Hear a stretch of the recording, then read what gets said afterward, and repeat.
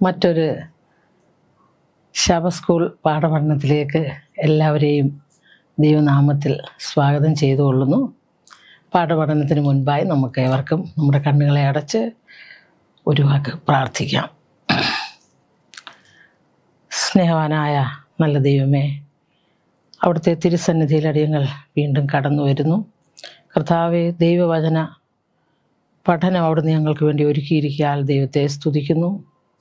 കർത്താവെ, ദൈവത്തിൻ്റെ വചനം പഠിക്കുവാൻ തക്കവണ്ണം ദൈവത്തിൻ്റെ പരിശുദ്ധാത്മാവിനാൽ ദൈവമേ അടിയങ്ങളെ നയിക്കണമേ എന്ന് പ്രാർത്ഥിക്കുന്നു. ദൈവമേ, അവിടുന്ന് ഞങ്ങൾക്ക് ഒരാത്മീക ഉൾക്കാഴ്ച അവിടുന്ന് തരുമാറാകണമേ എന്ന് പ്രാർത്ഥിക്കുന്നു. കർത്താവെ, ഈ പാഠപഠനം ദൈവമേ ഞങ്ങളെ കർത്താവിൻ്റെ വരവിന് വേണ്ടി ഒരു പൊടി കൂടെ കർത്താവിൻ്റെ സന്നിധിയിലേക്ക് ഞങ്ങളെ അടുപ്പിക്കുവാൻ അത് കർത്താവെ ഉപയോഗമാക്കുവാനാകണമേ എന്ന് പ്രാർത്ഥിക്കുന്നു. ആമേൻ. ഈ ആഴ്ച നമുക്ക് പഠിക്കാനുള്ളത് 11ാമത്തെ പാഠമാണ്. അതിൻ്റെ തലക്കെട്ട് പിതാവും പുത്രനും പരിശുദ്ധാത്മാവും. ദൈവത്വത്തിലെ 3 വ്യക്തികളെയാണ് നമ്മൾ കൂടുതലായിട്ട് അറിയാനും പഠിക്കാനും പോകുന്നത്. നമ്മൾ ഓൾറെഡി നമുക്കറിയാവുന്നതാണ്. പിതാവ്, പുത്രൻ, പരിശുദ്ധാത്മാവ് നമ്മൾ പഠിക്കുകയും നമ്മൾ വേദപുസ്തകത്തിൽ വായിക്കുകയും ധ്യാനിക്കുകയൊക്കെയും ചെയ്തിട്ടുള്ളതാണ്. എങ്കിലും ഈ 3 വ്യക്തികൾ തങ്ങളിലുള്ള ബന്ധവും അതുപോലെ തന്നെ ഇവർക്ക് മനുഷ്യരുമായിട്ട് ഈ ഓരോ വ്യക്തിക്കും മനുഷ്യരുമായിട്ടുള്ള ബന്ധത്തെക്കുറിച്ചും പഠിക്കാനാണ് നമുക്ക് വേണ്ടി സഭ ഈ ആഴ്ചയെ നമുക്ക് ഒരുക്കി തന്നിരിക്കുന്നതായ പാഠം. നമുക്ക് ഈ ആഴ്ചയെ പഠിക്കാനുള്ളതായ മനപ്പാഠവാക്യം യോഹന്നാൻ്റെ സുവിശേഷം 14:26. പിതാവ് എൻ്റെ നാമത്തിൽ അയപ്പാനുള്ള പരിശുദ്ധാത്മാവ് എന്ന കാര്യസ്ഥൻ നിങ്ങൾക്ക് സകലവും ഉപദേശിച്ചു തരികയും ഞാൻ നിങ്ങളോട് പറഞ്ഞതൊക്കെയും നിങ്ങളെ ഓർമ്മപ്പെടുത്തുകയും ചെയ്യും. യോഹന്നാൻ 14:26. ഇവിടെ നമുക്ക് ഈ വാക്യത്തിൽ തന്നെ പിതാവ്, അത് പിതാവായ ദൈവം, അതുപോലെ എൻ്റെ നാമത്തിൽ, എൻ്റെ എന്ന് പറയുന്നത് കർത്താവായ യേശുക്രിസ്തുവിൻ്റെ നാമത്തിൽ, യേശുക്രിസ്തു അതുപോലെ അയപ്പാനുള്ള പരിശുദ്ധാത്മാവ്, ഈ 3 ദൈവത്വത്തിലെ 3 വ്യക്തികളും ഈ വാക്യത്തിൽ തന്നെ നമ്മൾക്ക് കാണാൻ കഴിയുന്നുണ്ട്. ഇവിടെ നമ്മൾ മനസ്സിലാക്കുന്നത് യേശു വാഗ്ദത്തം ചെയ്യപ്പെട്ടതായ മിശിഹ ആണെന്ന് കാണിക്കേണ്ടതിന് യോഹന്നാൻ നമ്മളുടെ മുൻപിൽ നിരത്തുന്നത് കർത്താവ് യേശുക്രിസ്തു ചെയ്തതായ അത്ഭുതങ്ങളെയാണ്. അല്ലെങ്കിൽ യേശു ചെയ്തതായ അത്ഭുതങ്ങൾ എന്തൊക്കെയാണെന്ന് നമ്മൾക്ക് തന്നെ ഒന്ന് ഓർത്തെടുക്കാം. കഴിഞ്ഞ പല പാഠങ്ങളിലായിട്ട് നമ്മളത് പഠിച്ചിട്ടുണ്ട്. അല്ലെങ്കിൽ തന്നെ നമ്മൾ പുതിയ നിയമത്തിൽ പലപ്പോഴും അത് വായിക്കുകയും നമ്മൾ ധ്യാനിക്കുകയൊക്കെയും ചെയ്തിട്ടുള്ളതാണ്.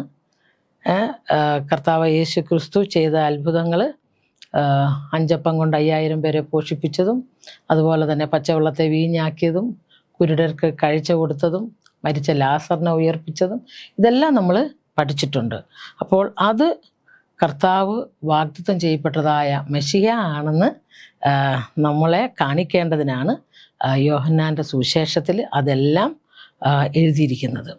അതുപോലെ തന്നെ യേശുവിനെ ക്രിസ്തു എന്ന് പ്രഖ്യാപിക്കുവാൻ യോഹന്നാൻ ഉപയോഗിക്കുന്നത് ഒരു സാക്ഷികളുടെ ഒരു നിരയെ തന്നെയാണ്. സാക്ഷികളുടെ നിര നമ്മൾ കഴിഞ്ഞ 2 ആഴ്ച മുമ്പ് നമ്മൾ പഠിച്ചതാണ്. സാക്ഷികളുടെ യോഹന്നാൻ സ്നാപകൻ്റെ സാക്ഷി നമ്മൾ കേട്ടു.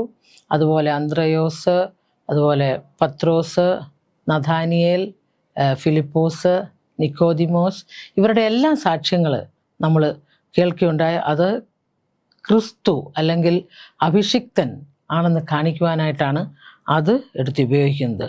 അതുപോലെ തന്നെ കർത്താവ് യേശു ക്രിസ്തുവിൻ്റെ ദിവ്യത്വത്തെ കാണിക്കുന്നതിന് ഉപയോഗിച്ചിരിക്കുന്നത് കർത്താവ്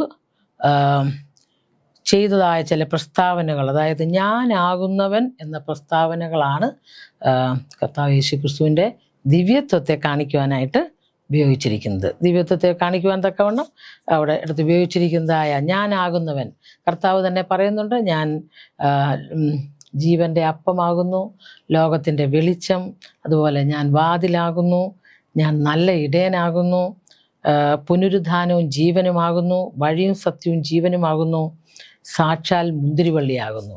ഇത് കർത്താവ് യേശു ക്രിസ്തു തന്നെ കുറിച്ച് പറഞ്ഞതായ ഞാനാകുന്നവൻ, കർത്താവ് എന്താകുന്നുവോ അത് നമ്മളോട് പറഞ്ഞതായ ചില കാര്യങ്ങളാണ്. ഇവിടെ ദൈവത്വത്തിൻ്റെ പ്രകൃതം നമ്മൾ മനസ്സിലാക്കാനായിട്ട് നമ്മൾ കാണുന്നത് മനുഷ്യരാശി ക്രിസ്തീയ ഗോളത്തിൽ പ്രത്യേകമായിട്ട് നൂറ്റാണ്ടുകളായിട്ട് ശ്രമം നടത്തിയിട്ടുണ്ട്. എന്നാൽ പലപ്പോഴും അത് വേണ്ടും പോലെ അവർക്ക് ഗ്രഹിക്കുവാൻ സാധിച്ചിട്ടില്ല. അപ്പോൾ എന്താണ് അവർക്ക് ഗ്രഹിക്കുവാൻ സാധിക്കാത്തത് കൊണ്ട് അവരെന്താണ് ചെയ്യുന്നത്? ആ ആശയം വിട്ടുകളഞ്ഞ് അതിൻ്റെ പ്രകൃതം എന്താണെന്ന് മനസ്സിലാക്കാനായിട്ടുള്ള ആശയം അവർ വിട്ടുകളഞ്ഞതായിട്ടാണ് നമ്മൾ കാണുന്നത്.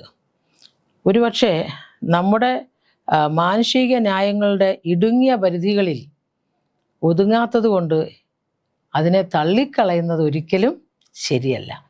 ദൈവത്വത്തെക്കുറിച്ച് അറിയുവാൻ തക്കവണ്ണം നാം നോക്കേണ്ടത് കർത്താവായ യേശുവിലേക്കും ദൈവവചനത്തിൽ വെളിപ്പെടുത്തിയിട്ടുള്ളതിലേക്കുമാണ്. നമുക്കറിയാം കർത്താവായ യേശു ക്രിസ്തു ഈ ഭൂമിയിൽ വന്ന് നമ്മളുടെ ഇടയിൽ പാർത്തു എന്ന് നമുക്ക് പുതിയ നിയമത്തിൽ നമുക്ക് വായിച്ച് മനസ്സിലാക്കാൻ കഴിയുന്നുണ്ട്. അവിടെ കർത്താവിൻ്റെ പ്രവർത്തനങ്ങളും കർത്താവിൻ്റെ സ്വഭാവവും ഒക്കെയാണ് ദൈവത്തെ വെളിപ്പെടുത്തുന്നത്, പിതാവായ ദൈവത്തെ വെളിപ്പെടുത്തുന്നത്. അപ്പോൾ ഈ ആഴ്ചയിൽ നമ്മൾ പഠിക്കാനായിട്ട് പോകുന്നത് ദൈവത്വത്തിലെ 3 അംഗങ്ങൾ തമ്മിലുള്ളതായ ബന്ധം, അതായത് പിതാവ്, പുത്രൻ, പരിശുദ്ധാത്മാവ്, ഈ 3 പേരും തമ്മിലുള്ളതായ ബന്ധവും അതുപോലെ തന്നെ ഇവർക്ക് മനുഷ്യരുമായിട്ട് ഉള്ളതായ ബന്ധത്തെക്കുറിച്ചുമാണ് നമ്മൾ പഠിക്കുന്നത്. അതുപോലെ യോഹന്നാൻ്റെ സുവിശേഷത്തിൽ പിതാവിനെയും പുത്രനെയും പരിശുദ്ധാത്മാവിനെയും എങ്ങനെ അവതരിപ്പിച്ചിരിക്കുന്നു എന്ന് നമുക്ക് കാണുവാൻ കഴിയുന്നു. നമ്മൾ ഞായറാഴ്ചത്തെ ഭാഗത്ത് വരുമ്പോൾ സ്വർഗസ്ഥ പിതാവ്, അതാണ് പിതാവായ ദൈവത്തെക്കുറിച്ചാണ് നമ്മൾ പഠിക്കുന്നത്. സ്വർഗസ്ഥ പിതാവ് നമുക്കറിയാം. ഇവിടെ തിരുവചനത്തിൽ ഉൽപ്പത്തി 1:1 നമ്മൾ വായിക്കുമ്പോൾ ആരംഭത്തിൽ പിതാവും പുത്രനും പരിശുദ്ധാത്മാവും ആകാശവും ഭൂമിയും സൃഷ്ടിച്ചു.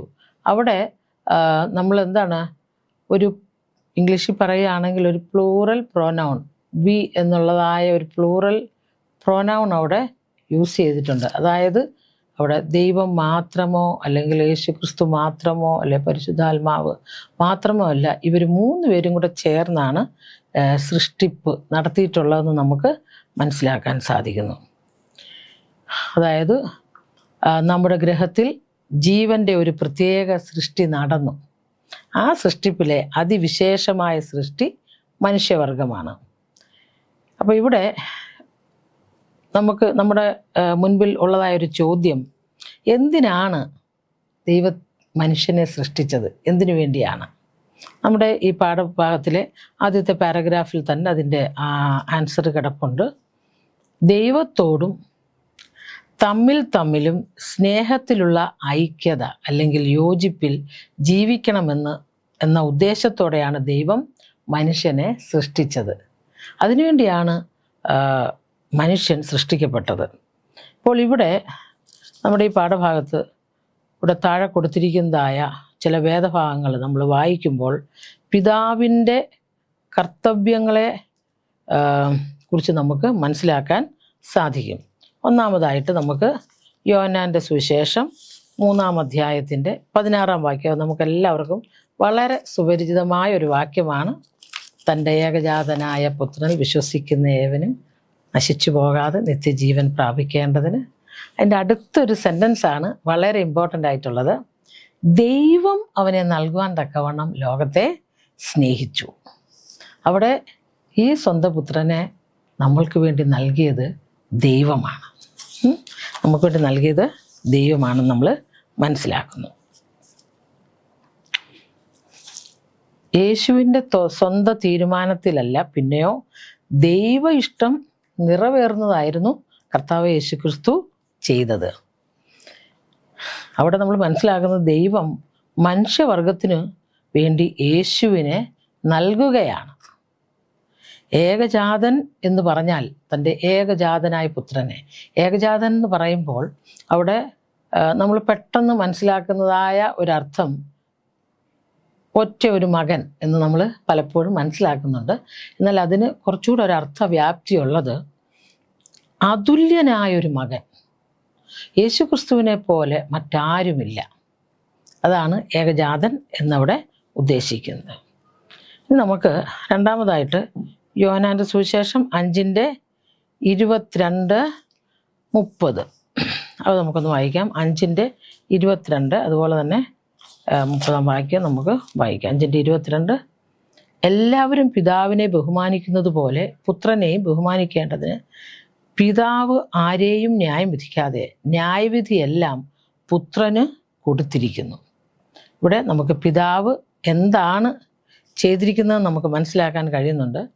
ഈ ലോകത്തിൻ്റെ പ്രധാന ന്യായാധിപൻ എന്ന് പറയുന്നത് വലിയവനായ ദൈവമാണ്. ആ ദൈവം എന്താണ് ചെയ്തിരിക്കുന്നത്? സകല ന്യായവിധിയും കർത്താവ് യേശുവിനെയാണ് ഏൽപ്പിച്ചിരിക്കുന്നത്. എന്തുകൊണ്ടാണ് യേശുവിനെ ഏൽപ്പിക്കുന്നത്? ഏൽപ്പിക്കാനുണ്ടായ കാരണം എന്താണ്?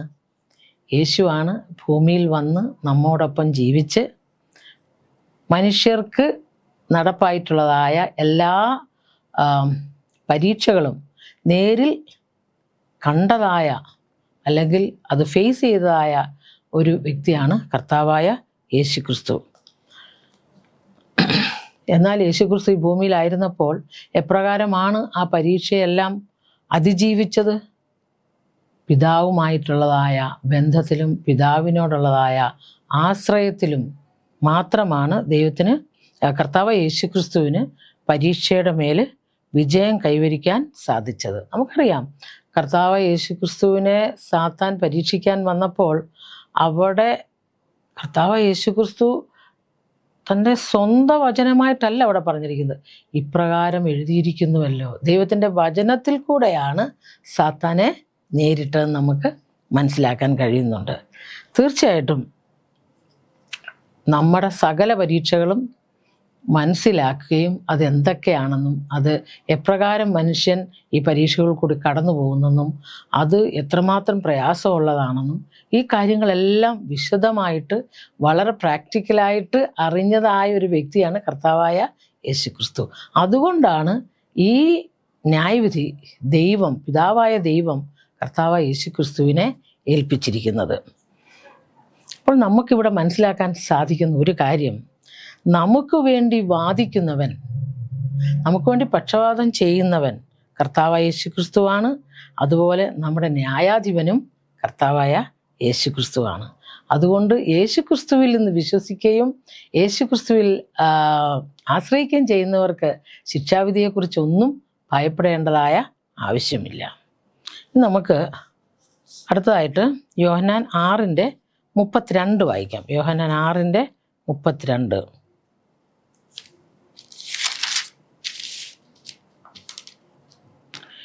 യേശു അവരോട്, ആമേൻ ആമേൻ ഞാൻ നിങ്ങളോട് പറയുന്നു, സ്വർഗത്തിൽ നിന്നുള്ള അപ്പം മോശയല്ല നിങ്ങൾക്ക് തന്നത്, എൻ്റെ പിതാവത്രേ. സ്വർഗത്തിൽ നിന്നുള്ള സാക്ഷാൽ അപ്പം നിങ്ങൾക്ക് തരുന്നത് ദൈവത്തിൻ്റെ അപ്പമോ സ്വർഗത്തിൽ നിന്ന് ഇറങ്ങി വന്ന് ലോകത്തിന് ജീവനെ കൊടുക്കുന്നത് ആകുന്നു. ഇവിടെ നമുക്ക് മനസ്സിലാക്കുന്ന ഒരു കാര്യം, ദൈവമാണ് യേശു ചെയ്യുന്ന എല്ലാ പ്രവൃത്തികളും, യേശുക്രിസ്തു ഈ ഭൂമിയിൽ വന്ന് യേശുക്രിസ്തു ചെയ്തതായ എല്ലാ പ്രവൃത്തികളും അത് കംപ്ലീറ്റ് അതിൻ്റെ നിയന്ത്രണം പിതാവിലാണ്. പിതാവിൻ്റെ പ്രകൃതിയും പിതാവിൻ്റെ പ്രവർത്തനത്തെക്കുറിച്ചാണ് നമ്മൾ ഈ പാഠത്തിൽ പഠിക്കുന്നത്. അവിടെ യേശുക്രിസ്തു ചെയ്ത എല്ലാ പ്രവൃത്തികളും നിയന്ത്രിക്കുന്നതും നയിക്കുന്നതും യേശുക്രിസ്തുവിനെ കൊണ്ട് അത് ചെയ്യിപ്പിക്കുന്നതും എല്ലാം ആരാണ്? പിതാവായ ദൈവമാണ്. അതുപോലെ തന്നെ ഇനിയും യോഹന്നാൻ 6:45 നമുക്ക് വായിക്കാം. എല്ലാവരും ദൈവത്താൽ ഉപദേശിക്കപ്പെട്ടവർ ആകും എന്ന് പ്രവാചക പുസ്തകങ്ങളിൽ എഴുതിയിരിക്കുന്നു. പിതാവിനോട് കേട്ടു പഠിച്ചവനെല്ലാം എൻ്റെ അടുക്കൽ വരും. അപ്പോൾ ഇവിടെ നമ്മൾ മനസ്സിലാക്കുന്നത്, പിതാവിനോട് കേട്ടു പഠിച്ചവനെല്ലാം എൻ്റെ അടുക്കൽ വരും. പിതാവായ ദൈവം യേശുക്രിസ്തുവിൽ കൂടെ മനുഷ്യനെ പഠിപ്പിക്കുന്നു. യേശുക്രിസ്തുവിൽ കൂടെ മനുഷ്യനെ പഠിപ്പിക്കുന്നു. ഇനിയും യേശുക്രിസ്തുവിൽ കൂടെ എന്ത് ചെയ്യുന്നു? നമ്മുടെ പ്രാർത്ഥനയ്ക്ക് മറുപടി നൽകുന്നതായിട്ട് നമുക്ക് യോഹന്നാൻ 15:16 വായിക്കാൻ കഴിയുന്നു. 15:16 അതിൻ്റെ അവസാന ഭാഗം നമുക്ക് വായിക്കാം. നിങ്ങൾ എൻ്റെ നാമത്തിൽ പിതാവിനോട് അപേക്ഷിക്കുന്നതൊക്കെയും അവൻ നിങ്ങൾക്ക് തരുവാനായിട്ടു തന്നെ. അപ്പോൾ നിങ്ങൾ എൻ്റെ നാമത്തിൽ, അപ്പോൾ കർത്താവായ യേശു ക്രിസ്തുവും പിതാവുമായിട്ട് മെയിൻറ്റെയിൻ ചെയ്യുന്നതായ ആ അടുത്ത ഒരു ബന്ധം, അതാണ് നമുക്കിതിൽ നിന്ന് മനസ്സിലാകുന്നത്. ആരെങ്കിലും ഞാൻ യേശുവിനെ സ്നേഹിക്കുന്നു, പഴയ നിയമവും പിതാവ് ആ കാര്യങ്ങളൊന്നും എനിക്ക് അറിഞ്ഞുകൂടാ, അല്ലെങ്കിൽ അതിൽ ഞാൻ അത്ര ശ്രദ്ധ കേന്ദ്രീകരിക്കുന്നില്ലെന്ന് പറഞ്ഞാൽ ഒരു അർത്ഥശൂന്യമാണ്. കർത്താവായ യേശു ക്രിസ്തു പല ആവർത്തി പറഞ്ഞിട്ടുണ്ട്, ഞാനും പിതാവും ഒന്നാകുന്നു. അപ്പോൾ തീർച്ചയായിട്ടും കർത്താവായ യേശു ക്രിസ്തുവിൻ്റെ സകല പ്രവർത്തനങ്ങളും യേശു ക്രിസ്തുവിൽ കൂടെ നമ്മുടെ പ്രാർത്ഥന കേൾക്കുന്നു, യേശു ക്രിസ്തുവിൽ കൂടെ നമ്മളെ അനുഗ്രഹിക്കുന്നു. ഇതെല്ലാം പിതാവായ ദൈവം ചെയ്യുന്നതായ കാര്യങ്ങളാണ്. ഇനി നമുക്ക് തിങ്കളാഴ്ചത്തെ ഭാഗത്ത് ഒന്നുകൂടെ ആഴമായിട്ട്, ഇപ്പോൾ നമ്മളിവിടെ സ്വർഗസ്ഥ പിതാവിനെ കുറിച്ച് പഠിച്ചു. ഇനി തിങ്കളാഴ്ചത്തെ ഭാഗത്ത് യേശുവും പിതാവും എന്നുള്ളതായ ആ ഭാഗം നമുക്ക് പഠിക്കാം. ഇവിടെ ദൈവത്തോട് വ്യക്തിപരമായൊരു ബന്ധം ഉണ്ടായിരിക്കേണ്ടതിന് വേണ്ടിയാണ് നാം ദൈവത്താൽ സൃഷ്ടിക്കപ്പെട്ടത്. മനുഷ്യൻ ദൈവവുമായിട്ട് ബന്ധപ്പെട്ട് ജീവിക്കണം. ദൈവത്തിന് അമിതമായിട്ട് ഉള്ളതായ ആ സ്നേഹം, നമ്മോടൊപ്പം വസിക്കുവാനുള്ളതായ ആ ആഗ്രഹം, അതിനുവേണ്ടിയാണ് ദൈവനാമം മഹത്വപ്പെടാനായിട്ടാണ് ദൈവം മനുഷ്യനെ സൃഷ്ടിച്ചത്. എന്നാൽ അത് എപ്പോഴാണ് അറ്റുപോയത്, അല്ലെങ്കിൽ ആ ഒരു ബന്ധത്തിന് ഒരു ഉലച്ചിൽ സംഭവിച്ചതെന്ന് നമുക്കറിയാം.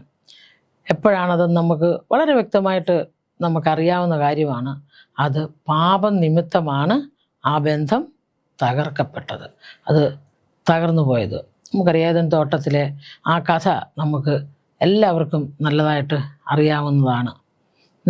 ആ പാപമുളവാക്കിയ ആ വേർപാടിന് മനുഷ്യവംശത്തിന് മുഴുവൻ സൗഖ്യം വരുത്തതെന്നായിരുന്നു ദൈവത്തിൻ്റെ ഉദ്ദേശം.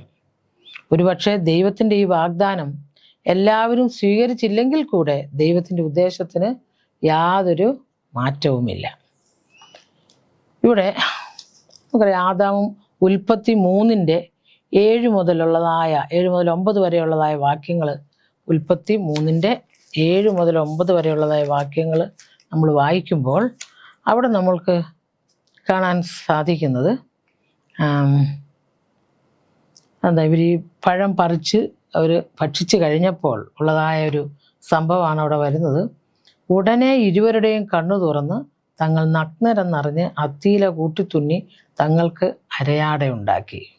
അപ്പോൾ അവിടെ 8ാമത്തെ വാക്യത്തിൽ, വെയിലാറിയപ്പോൾ യഹോവയായ ദൈവം തോട്ടത്തിൽ നടക്കുന്ന ഒച്ച അവർ കേട്ടു. എന്താണ് അവർ ചെയ്തത്? മനുഷ്യനും ഭാര്യയും യഹോവയായ ദൈവം തങ്ങളെ കാണാതിരിപ്പാൻ തോട്ടത്തിലെ വൃക്ഷങ്ങളുടെ ഇടയിൽ ഒളിച്ചു. ഇവിടെ നമ്മൾ കാണുന്നത് ദൈവത്തിന് മനുഷ്യനോടുള്ളതായ ആ സ്നേഹം, എന്നും അവരെ കാണാൻ വരും. ആ രീതിയിൽ ദൈവം ഇവരെ കാണാൻ വന്നപ്പോൾ ദൈവത്തിൻ്റെ കാലൊച്ച കേട്ടിട്ട് ഇവരെന്ത് ചെയ്യുന്നു? ഓടി ഒളിക്കുന്നതായിട്ട് നമ്മൾ കാണുന്നുണ്ട്. അവരുടെ പാപത്തിൻ്റെ കുറ്റബോധവും നാണക്കേടും കൊണ്ട് അവർ ഓടി ഒളിക്കുന്നു. എന്നാൽ ഇവിടെ നമ്മൾ പ്രത്യേകമായിട്ട് എടുത്തു പറയേണ്ടത്, അല്ലെങ്കിൽ ശ്രദ്ധിക്കേണ്ടത് ഒരു കാര്യം, ദൈവം ആണ് അവരെ തിരഞ്ഞ് വന്നത്. എന്നിട്ട് നീ എവിടെയാണ് വിളിച്ചിരിക്കുന്നത്? ദൈവത്തിന് അറിഞ്ഞുകൂടാഞ്ഞിട്ടല്ല, പക്ഷേ അവരെവിടെയാണെന്ന് ദൈവത്തിൻ്റെ ദിവ്യത്വത്തിൽ ദൈവത്തിന് അറിയാം അവരെവിടെയാണെന്നുള്ളതും അവരെന്ത് ചെയ്തെന്നുള്ളതും. പക്ഷെ അത് അവർ തന്നെ അത് മനസ്സിലാക്കണം. അവർ ചെയ്തതായ ആ തെറ്റ് അവരുടെ ഭാഗത്തുനിന്ന് തന്നെ അതിനെക്കുറിച്ചുള്ളതായ ഒരു കൺഫെഷൻ വരണം. അതിനുവേണ്ടി നീ എവിടെയാണ് എന്ന് ചോദിക്കുന്നത്. ഇവിടെ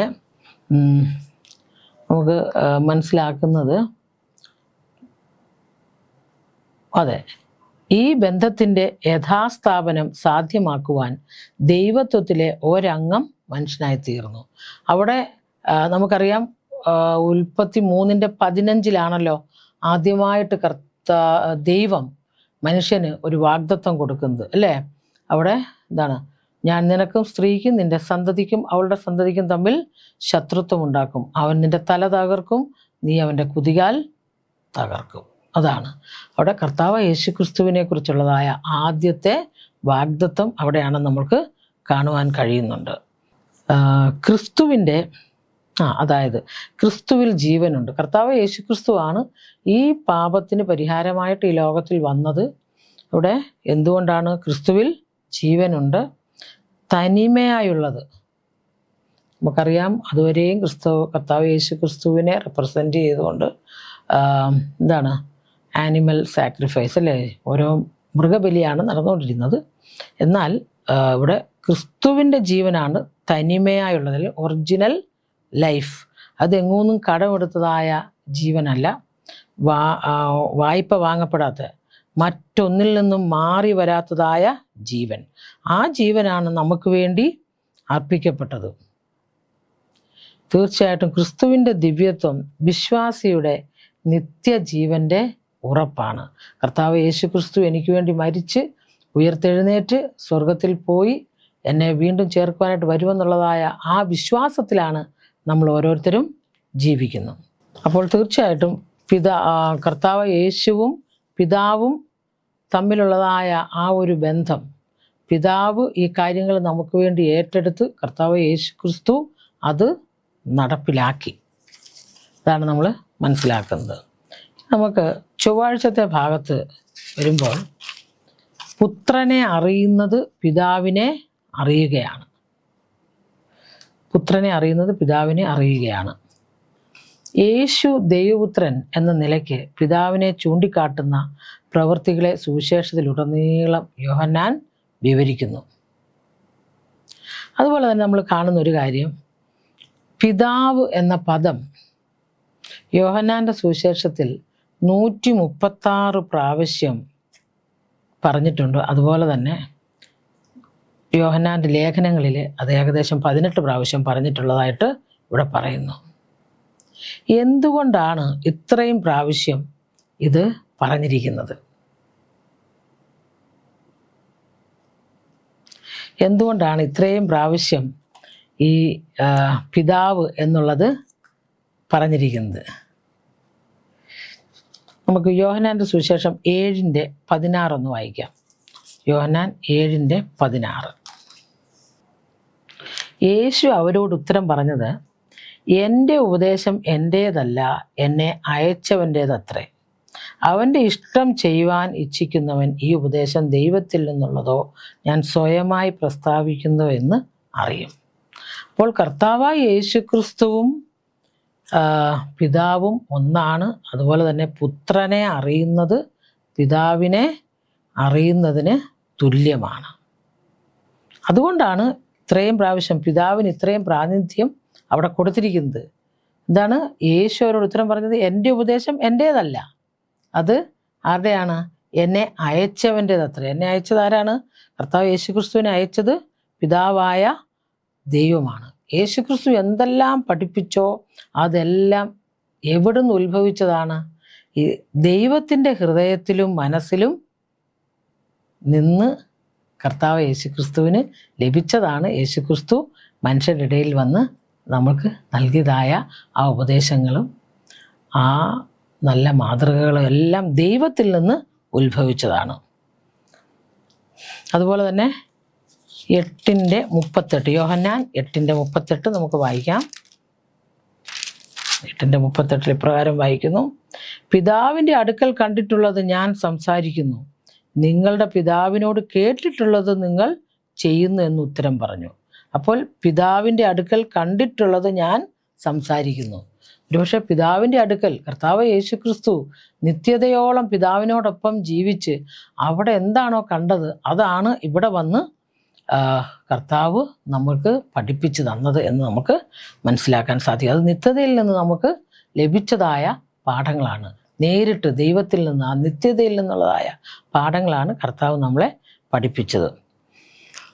അതുപോലെ യോഹന്നാൻ 14:10 എന്താണെന്ന് നമുക്ക് നോക്കാം. യോഹന്നാൻ 14:10 ഞാൻ പിതാവിലും പിതാവ് എന്നിലുമാകുന്നു എന്ന് നീ വിശ്വസിക്കുന്നില്ലയോ? ഞാൻ നിങ്ങളോട് പറയുന്ന വചനം സ്വയമായിട്ടല്ല സംസാരിക്കുന്നത്, പിതാവ് എന്നിൽ വസിച്ചുകൊണ്ട് തൻ്റെ പ്രവൃത്തി ചെയ്യുന്നു. അപ്പോൾ ഇതിലും കൂടുതലായിട്ട് നമുക്ക് എന്ത് തെളിവാണ് പുത്രനെ അറിയുന്നത്? കാരണം നമുക്ക് വെളിപ്പെടുത്തി തന്നിരിക്കുന്നത് പുത്രനിൽ കൂടെയാണ്. പുത്രനെ അറിയുന്നത് തന്നെയാണ് പിതാവിനെ അറിയുന്നത് എന്നാണ് നമ്മൾ മനസ്സിലാക്കുന്നത്. അപ്പോൾ യേശുവിൻ്റെ വാക്കുകളും പ്രവൃത്തികളും ദൈവത്തിൽ നിന്ന് നേരിട്ട് വന്നതാണെന്ന് നമ്മൾ മനസ്സിലാക്കുന്നു. തീർച്ചയായിട്ടും കർത്താവ് യേശു ക്രിസ്തു ഈ ഭൂമിയിലായിരുന്നപ്പോൾ അഭേദ്യമായിട്ടൊരു വളരെയധികം നല്ല ദൃഢമായൊരു ബന്ധം ദൈവവുമായിട്ട് പുലർത്തിയിരുന്നത് കൊണ്ടാണ് യേശുവിന് ഒരു മനുഷ്യനായിട്ട് അവതരിച്ചെങ്കിലും പാപം കൂടാതെ ജീവിക്കാൻ സാധിച്ചത്. ഇത് തന്നെയാണ് കർത്താവായ യേശു ക്രിസ്തു നമ്മെക്കുറിച്ചും ആഗ്രഹിക്കുന്നത്. നാം എന്നും ഒരു വളരെ പ്രായോഗികമായിട്ടുള്ള ഒരു പാഠം നമ്മൾ ചിന്തിക്കുകയാണെങ്കിൽ, യേശുവിൻ്റെ വാക്കുകൾ ദൈവത്തിൻ്റെ ഹൃദയത്തിൽ നിന്നും നേരിട്ട് വന്നതാണ്. യേശു എന്ത് പറഞ്ഞോ അത് ദൈവത്തിൻ്റെ ഹൃദയത്തിൽ നിന്നും നേരിട്ട് വന്നതാണ്. നാമും പലപ്പോഴും രാവിലെ എഴുന്നേറ്റ് നമ്മൾ ഉറക്കത്തിൽ നിന്ന് എഴുന്നേറ്റ് ദൈവത്തെ സ്തുതിച്ച് നമ്മൾ പ്രാർത്ഥിക്കും, ദൈവമേ ഇന്ന് പകൽക്കാലം എൻ്റെ ജീവിതത്തിൽ കഠിനമായ വാക്കുകൾ ഉപയോഗിക്കുകയോ അതുപോലെ തന്നെ അതിനൊന്നും എനിക്കിടയാകരുത്, കുറ്റം കണ്ടുപിടിക്കുന്നതായ വാക്കുകൾ, അതുപോലെ എൻ്റെ പ്രവൃത്തിയെ ദൈവമേ അവിടുന്ന് നയിക്കണമേ, എൻ്റെ ജോലിക്കാര്യത്തിലെല്ലാം ദൈവത്തിൻ്റെ സാന്നിധ്യം ഉണ്ടായിരിക്കണമേ എന്ന് നമ്മൾ ദൈവത്തോട്, കർത്താവ് യേശു ക്രിസ്തു ദൈവത്തോട് പ്രാർത്ഥിച്ചതുപോലെ നമ്മളും പ്രാർത്ഥിക്കുമ്പോൾ തീർച്ചയായിട്ടും നമുക്കും ആ പരീക്ഷയിൽ നിന്നൊക്കെയും അതിജീവിക്കുവാൻ നമുക്ക് സാധിക്കും. അതാണ് നമുക്ക് മനസ്സിലാകുന്നത്. അതുപോലെ തന്നെ യോഹന്നാൻ്റെ സുവിശേഷം 15-ാം അധ്യായത്തിൻ്റെ 1-ാം വാക്യം, ഞാൻ സാക്ഷാൽ മുന്തിരിവള്ളിയും എൻ്റെ പിതാവ് തോട്ടക്കാരനും ആകുന്നു. നമ്മൾ കഴിഞ്ഞ ആഴ്ചയിലും ഇതിനെക്കുറിച്ച് കൂടുതലായിട്ട് പഠിച്ചു. ഈ മുന്തിരിവള്ളിയുടെ ഈ ഒരു എക്സാമ്പിൾ ഇവിടെ പറഞ്ഞിരിക്കുന്നത് കർത്താവ് യേശു ക്രിസ്തുവും പിതാവുമായിട്ടുള്ളതായ ആ ഒരു അഭേദ്യമായ ഒരു ബന്ധം, അപ്രകാരം ഒരു ബന്ധം നാം ഓരോരുത്തരുമായി യേശു ക്രിസ്തുവും ആഗ്രഹിക്കുന്നു. അപ്രകാരം പിതാവുമായും നമുക്ക് വേണമെന്നാണ് യേശു ക്രിസ്തു നമ്മെക്കുറിച്ച് ആഗ്രഹിക്കുന്നത്. ഇനി നമുക്ക് യേശു ക്രിസ്തുവുമായി എനിക്ക് ബന്ധമുണ്ട്, എന്നാൽ പിതാവുമായിട്ട് എനിക്ക് യാതൊരു ബന്ധമില്ലെന്ന് ആർക്കും പറയാൻ സാധ്യമല്ല. കാരണം യേശു ക്രിസ്തുവുമായിട്ട് നമുക്ക് യഥാർത്ഥത്തിൽ ബന്ധമുണ്ടെങ്കിൽ അത് പിതാവിൻ്റെ ആ ഇഷ്ടമായിരിക്കും അപ്പം നാമും നിർവഹിക്കുന്നത്. ഇവിടെ നമ്മൾ മനസ്സിലാക്കുന്നത് പിതാവും കർത്താവായ യേശു ക്രിസ്തുവും പിതാവും അവരുടെ ഉദ്ദേശത്തിൽ അവരൊന്നാണ്, അവരുടെ പ്രവൃത്തിയിൽ അവരൊന്നാണ്, അവരുടെ ആഗ്രഹത്തിൽ അവർ ഒന്നാണ് എന്നെല്ലാം നമുക്ക് മനസ്സിലാകുന്നുണ്ട്. അതുകൊണ്ട് ഇവിടെ പറഞ്ഞിരിക്കുന്നത്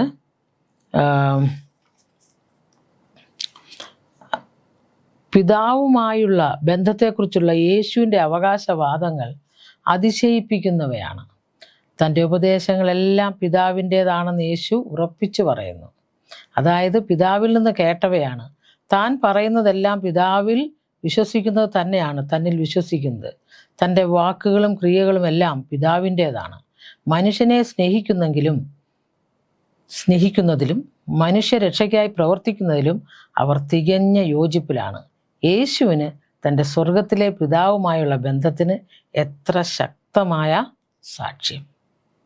അപ്പോൾ യേശു എപ്രകാരം ദൈവവുമായിട്ട് ബന്ധപ്പെട്ട് ജീവിച്ചോ അതുപോലെ അടുത്തൊരു ബന്ധത്തിൽ നാമും ജീവിക്കണമെന്നാണ് പിതാവും പുത്രനും പരിശുദ്ധാത്മാവും ഒക്കെയും നമ്മളെക്കുറിച്ചും ആഗ്രഹിക്കുന്നത്.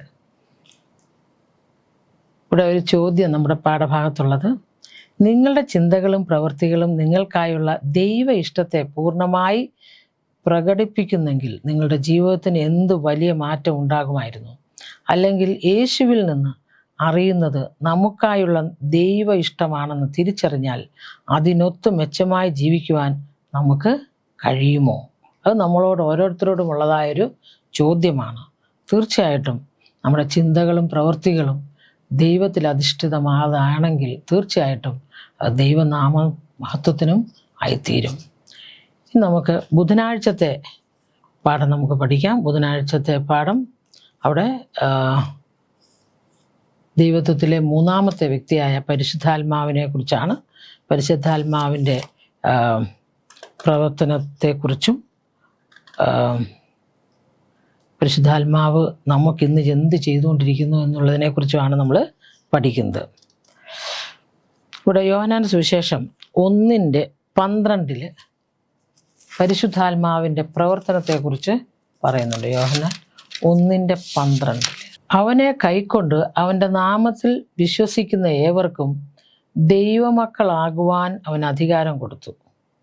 അവർ രക്തത്തിൽ നിന്നല്ല, ജഡത്തിൻ്റെ ഇഷ്ടത്താലല്ല, പുരുഷൻ്റെ ഇഷ്ടത്താലുമല്ല, ദൈവത്തിൽ നിന്നത്രേ ജനിച്ചത്.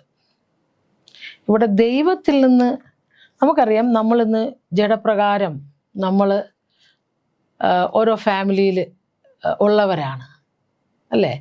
എന്നാൽ നമ്മൾ മാനസാന്തരപ്പെട്ട് ഒരു പുതിയ സൃഷ്ടിയായി കഴിയുമ്പോൾ നമ്മൾ ദൈവത്തിൻ്റെ കുടുംബത്തിലെ അംഗങ്ങളായി മാറുന്നു. എപ്രകാരമാണ് ഈ ദൈവത്തിൽ നിന്ന് ജനിക്കുന്നത്? ദൈവത്തിൽ നിന്ന് നമ്മൾ എപ്രകാരമാണ് നമുക്ക് ജനിക്കാൻ സാധിക്കുന്നത്? നമുക്കിവിടെ അതാണ് പരിശുദ്ധാത്മാവിൻ്റെ ഒരു ശുശ്രൂഷ എന്ന് പറയുന്നത്. യോഹന്നാൻ 1:10-13 അതോടെ വായിക്കാം. അവർ രക്തത്തിലല്ല, ജഡത്തിൻ്റെ ഇഷ്ടത്താലല്ല, പുരുഷൻ്റെ ഇഷ്ടത്താലുമല്ല, ദൈവത്തിൽ നിന്നത്രേ ജനിച്ചത്. നമ്മളിവിടെ പഠിക്കുമ്പോൾ അതിൻ്റെ അർത്ഥം എന്താണ്? ദൈവത്തിൽ നിന്ന് ജനിച്ചതെന്ന് പറയുന്നതിൻ്റെ അർത്ഥം എന്താണ്? അത് യേശു ആരോട് സംസാരിച്ചു എന്നും വീണ്ടും ജനനത്തെക്കുറിച്ചൊക്കെ യേശു ക്രിസ്തു പറഞ്ഞത് നമ്മളൊരു 2-3 ആഴ്ച മുമ്പ് നമ്മൾ പ്രത്യേകമായിട്ടെടുത്ത് പഠിക്കുകയുണ്ടായി. അവിടെ യേശു ക്രിസ്തുവിനെ രാത്രി സമയത്ത് കാണാൻ വന്നതായ നിക്കോദിമോസിനോടാണ് കർത്താവ് യേശു ക്രിസ്തു സംസാരിക്കുന്നത്.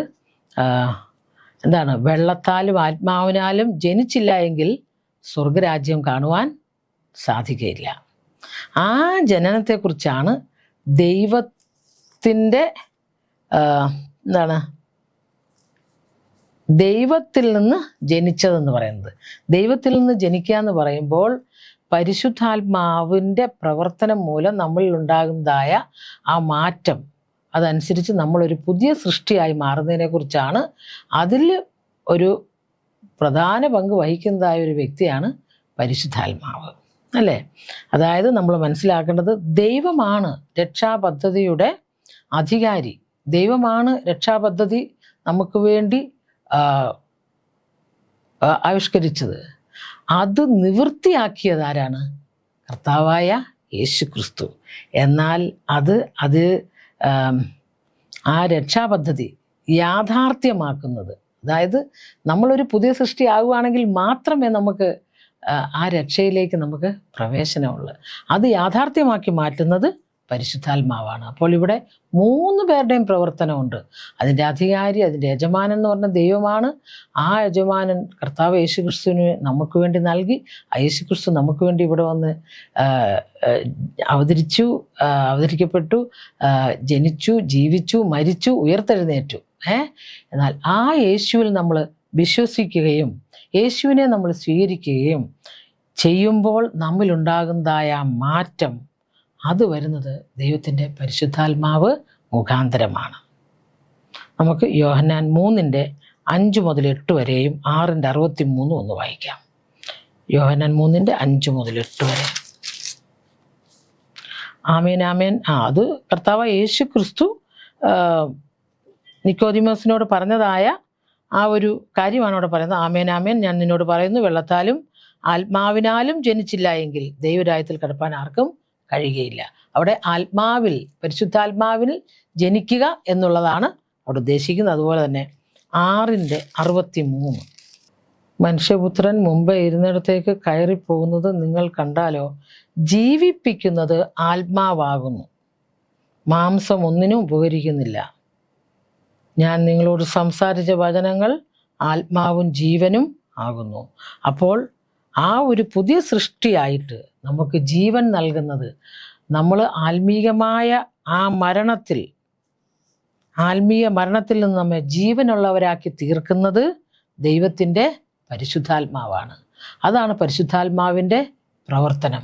നമ്മളുടെ ചിന്തയിലും നമ്മുടെ സംസാരത്തിലും നമ്മുടെ ഇടപാടുകളിലും നമ്മളുടെ എല്ലാ പ്രവർത്തനത്തിലും ആ പരിശുദ്ധാത്മാവിൻ്റെ ഒരു നിറസാന്നിധ്യം ഉണ്ടാകുമ്പോൾ തീർച്ചയായിട്ടും വളരെയധികം മാറ്റം ഉണ്ടാകും. അപ്പം അതാണ് നമുക്കറിയാം, ദൈവത്തിൻ്റെ ഈ വചനം പരിശുദ്ധാത്മാവാണ് നമുക്ക് ആ ഒരു ജീവനും ആ ചൈതന്യവും ശക്തിയും നമുക്ക് നൽകുന്നത് പരിശുദ്ധാത്മാവാണ്.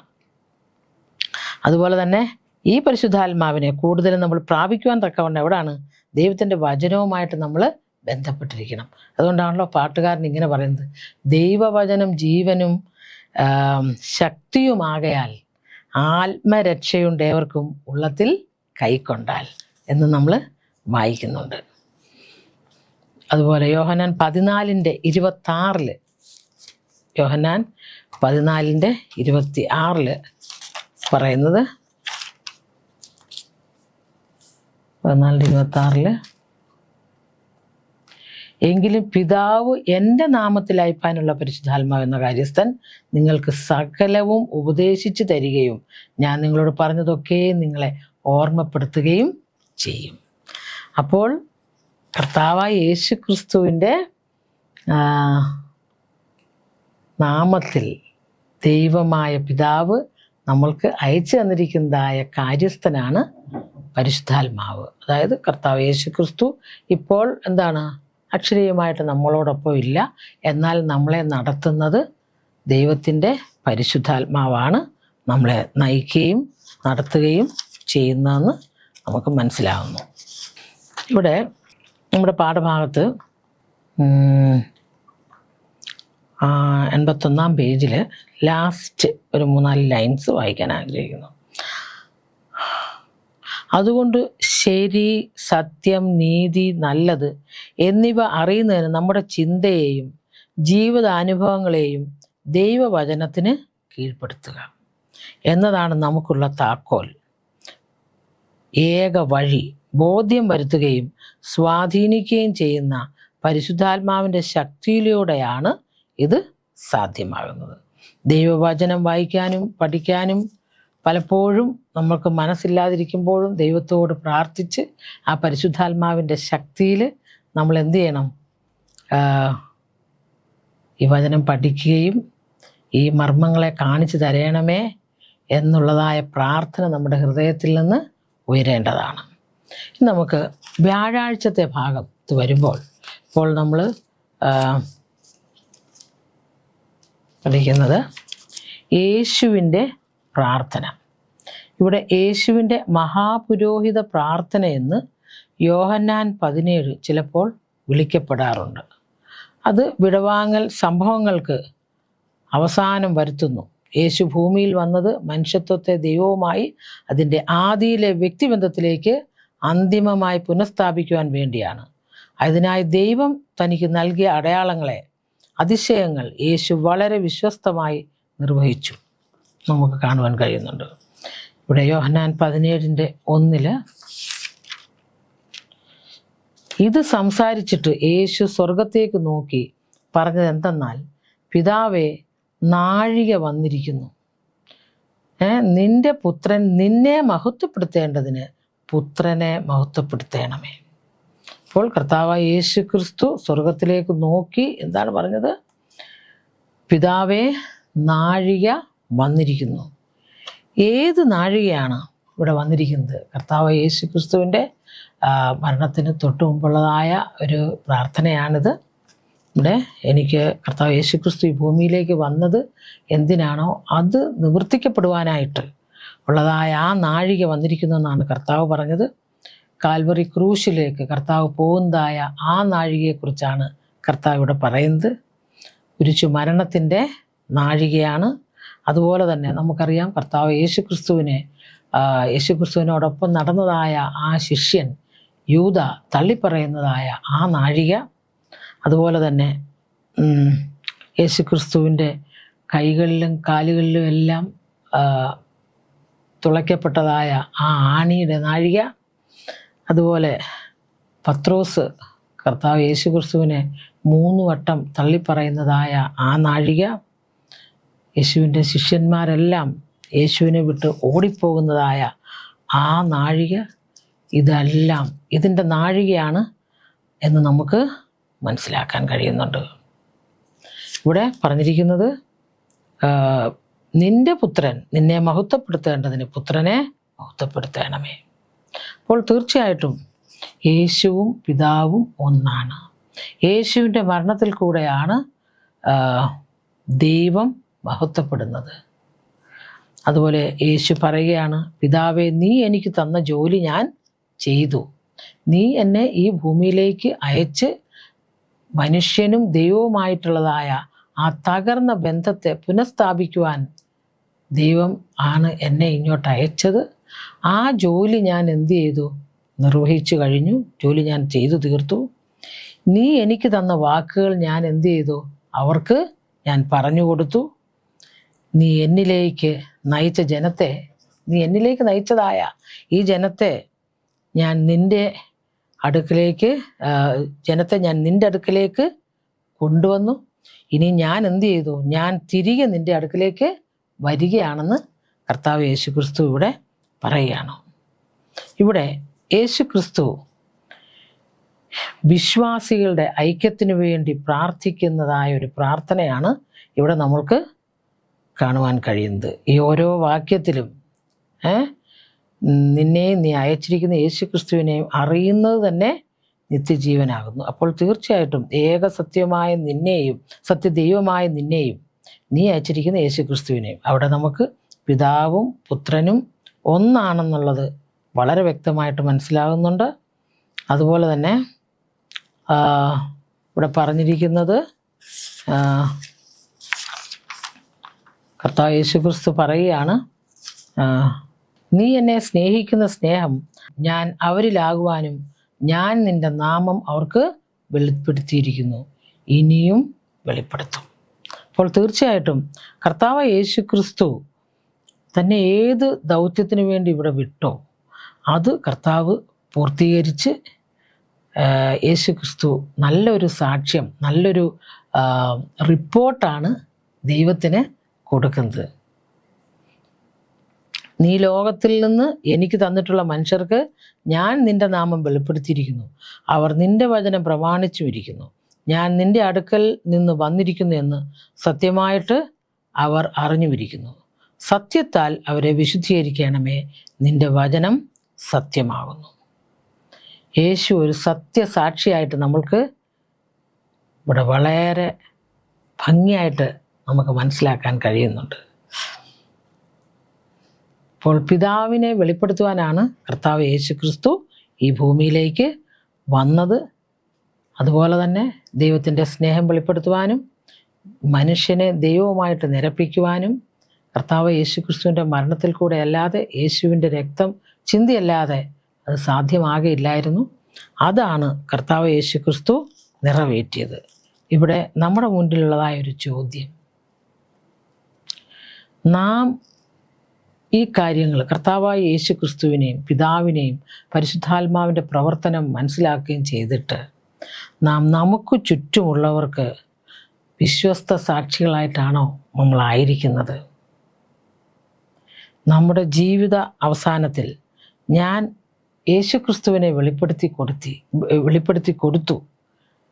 യേശു ക്രിസ്തു എൻ്റെ ജീവിതം കൊണ്ട് നമ്മളായിരിക്കുന്നതായ സ്ഥാനങ്ങളിൽ നമ്മുടെ ഇടപാടുകൾ, നമ്മുടെ സംസാരം, നമ്മുടെ ജീവിത രീതി കൊണ്ട് കർത്താവ് യേശു ക്രിസ്തുവിനെ മറ്റുള്ളവർക്ക് വെളിപ്പെടുത്തി നമ്മൾ കൊടുക്കുന്നുണ്ടോ?